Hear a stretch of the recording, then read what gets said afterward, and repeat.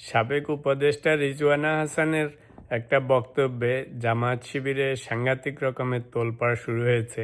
সেটা নিয়ে ওনারা বিক্ষোভ মিছিল, ইলেকশন ইঞ্জিনিয়ারিং নানা রকম অভিযোগ করে আসছেন।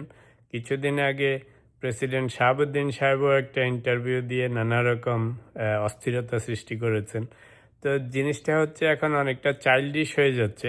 এই সমস্ত লোকজন বড় বড় পদে ছিল, নানা রকম ওথ নিয়েছে, শপথ নিয়েছে যে রাষ্ট্রীয় সিক্রেসি, রাষ্ট্রীয় যে সমস্ত কার্যকলাপে ওনারা অংশগ্রহণ করেছেন সেগুলি ওনারা এখন বলবেন না। তো সেগুলি ওনারা এখানে সেখানে ইন্টারভিউ দিয়ে রেকলেস কথাবার্তা বলে সমাজে নানা রকম অস্থিরতা সৃষ্টি করতেছে। তো এটার জন্য সরকারের উচিত হবে ইন্টারিম গভর্নমেন্টের উপদেষ্টাদেরকে সবাইকে ফর্মালি অফিসিয়ালি ওয়ার্নিং দেওয়া যেন ওনারা বেফাস কথাবার্তা না বলে। কারণ এগুলি বলে দেখেন সমাজে দেশে নানা রকমের বিশৃঙ্খলা সৃষ্টি করতেছে। এখন রিজওয়ানা হাসান যেটা বলেছে যে ওনারা কোনো গোষ্ঠীকে মেইন স্ট্রিমে আসতে দেন নাই বা ভবিষ্যতেও যেন না আসে। তো এই কথাটার নানা রকম মিনিং হতে পারে।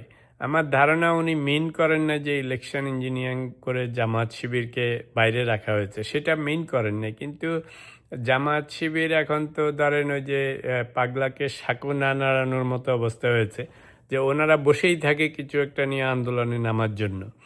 তো এখন এইটা তো উপদেষ্টা মণ্ডলীর লোকদের এই সমস্ত কথা বলাও তো ইরেসপন্সিবল। বিদেশে সাধারণত পশ্চিমা বিশ্বে দেখি মন্ত্রী, মিনিস্টার, প্রেসিডেন্ট এরা যখন ক্ষমতার থেকে সরে যায় ওরা একদম নীরবে নিবৃত্তে চলে যায়, অনেক দিন ওদের কোনো খোঁজখবর থাকে না।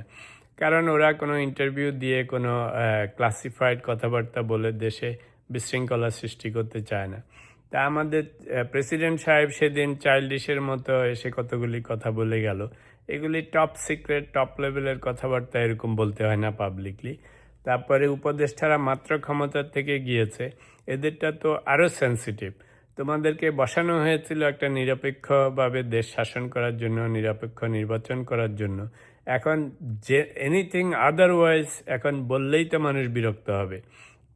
সেটা বিএনপিকে সাপোর্ট করলেও মানুষ বিরক্ত হবে, জামাত শিবিরকে করলেও হবে। যদিও আমরা দেখেছি এরা বিভিন্ন সময় বাতাসের মতো একবার বিএনপির দিকে, একবার জামাত শিবিরের দিকে, একবার এনসিপির দিকে করেছে। সেটাও আগলি লেগেছে সেই সময়। এদের এই সমস্ত বিহেভিয়ার ঠিক ছিল না। কিন্তু যা করেছো এখন আবার এসে এখানে এসব কথা বলতেছে। এখন তো পিটুনি খাওয়ার জোগাড় হবে চারিদিক থেকে। যেমন জামাত অলরেডি বলতেছে এদেরকে গ্রেপ্তার করা উচিতও অ্যাকচুয়ালি। যাই হোক, তো আমার মতে বিএনপি সরকারের উচিত হবে সাবেক উপদেষ্টা মণ্ডলীকে ইনক্লুডিং প্রেসিডেন্টকে ফর্মালি একটা ওয়ার্নিং দেওয়া যে আপনারা পাবলিকলি কোনো মিছিল, মিটিং, ইন্টারভিউ করতে পারবেন না অফিসিয়াল ম্যাটার নিয়ে। আপনারা ব্যবসা বাণিজ্য নিজের কিছু যা খুশি তা করেন, গিয়ে কমেন্ট করেন, দ্যাটস ফাইন। কিন্তু দেশীয় ন্যাশনাল ইন্টারেস্ট নিয়ে যেসব জিনিস জড়িত সেগুলি নিয়ে কোনো কমেন্ট করতে পারবেন না, এবং করলে সেগুলির জন্য আইনানুগ ব্যবস্থা নেওয়া হবে।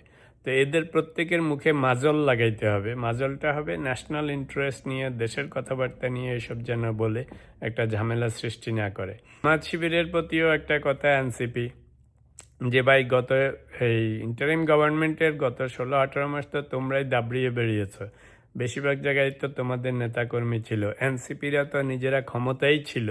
তো কার বিরুদ্ধে অভিযোগ করো? তোমরাই তো ক্ষমতায় ছিলা। এই যে এনসিপিরই তো 2-3 জন ওখানে ছিল। তো সরকারে যদি ইঞ্জিনিয়ারিং করতে লাগে, একজনে তো আর ইঞ্জিনিয়ারিং করতে পারে না, সবগুলি জোড়াতালি দিয়ে ইঞ্জিনিয়ারিং করেছে। তো তাহলে ইঞ্জিনিয়ারিং তো তোমাদেরই ঘাড়ে বর্তাবে। তোমরা তো ওখানে বসে বসে ঘাস কাটছো, ওই যেগুলি বিপ্লবীরা গেছে নাকি খালি দুর্নীতি করা আর বিটকয়েন নেয়ার জন্য ব্যস্ত ছিল।